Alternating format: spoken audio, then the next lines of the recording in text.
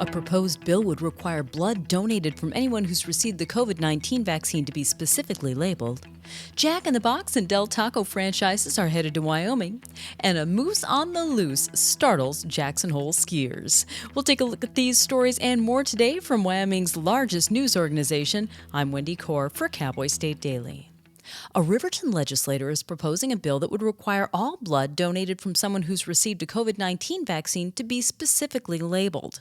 Representative Sarah Penn's bill would allow recipients to reject that blood if they want in non-emergency situations. That's according to Cowboy State Daily's Leo Wolfson. It's really tailored, obviously, towards people who are skeptical of the COVID vaccine to have the option to not take blood that has been from people who have received the vaccine. This runs largely contrary to the advice of most health organizations that say there's no impact to people who receive blood that has come from people who are vaccinated, or at the very least, they give kind of a guideline for how much time these people should wait before donating the blood. Penn clarified that her bill does not discriminate against or turn away prospective blood donors. It simply allows better monitoring and allows people to have some choice when it comes to non-emergent transfusions.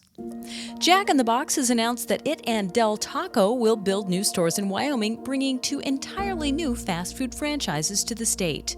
Cowboy State Daily's Renee Jean says the expansions are riding on the coattails of what Jack in the Box reports have been record profits in 2023. They're also celebrating their 60th anniversary. They are bringing in some new food items. Del Taco really made a name for itself by being a value proposition. They offered fresh, affordable food fast. Presently, we don't have any of these franchises in Wyoming, so it's bringing a new option to the Cowboy State. Locations for the state's first Jack in the Box and Del Taco franchises haven't been announced.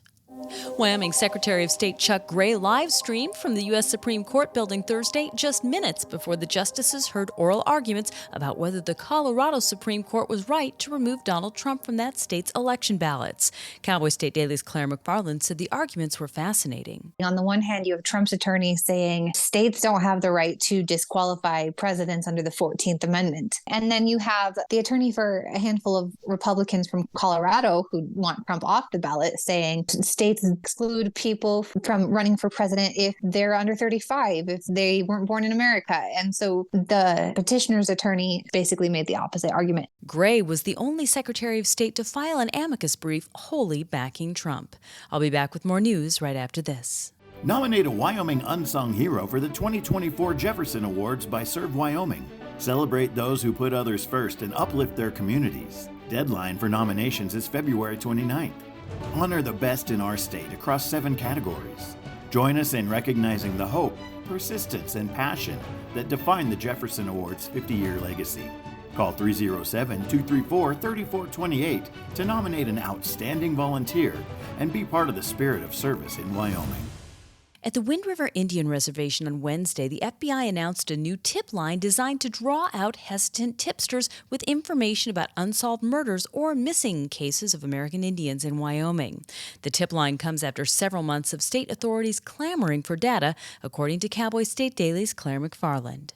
One of the reasons the data is hard to get is because there are jurisdictional differences between the reservation and the rest of Wyoming. Another reason, according to the FBI, is that a lot of tribal members in particular don't like to report the crimes. There's trust issues between the federal police and, well, all police in some instances, and many tribal members due to historical tensions. The rate of violent crime against American Indians is more than twice the rate of general U.S. populations. And wild animals seem to be on a mission to reclaim ski slopes in Wyoming. Earlier this week at Jackson Hole Mountain Resort, a young bull moose went galloping down the slopes among skiers and snowboarders, coming too close for comfort to people a few times, according to Cowboy State Daily's Mark Hines. Game and Fish says moose like to hang around groomed ski trails for probably the reason you'd imagine. It's just easier to walk for them rather than plowing through the snow. I mean, animals are practical, but he said probably in that instance, the pressure of the crowd got too much and somebody startled him, and so he just started running down the slope. He wasn't really trying to charge anybody or after any particular person, but he was definitely putting on quite a show. The moose capade happened just a few days after a black bear was spotted careening across the ski slopes at Jackson Hole. And that's today's news. Get your free digital subscription to Wyoming's only statewide newspaper by hitting the subscribe button on CowboyStateDaily.com. I'm Wendy Kaur for Cowboy State Daily.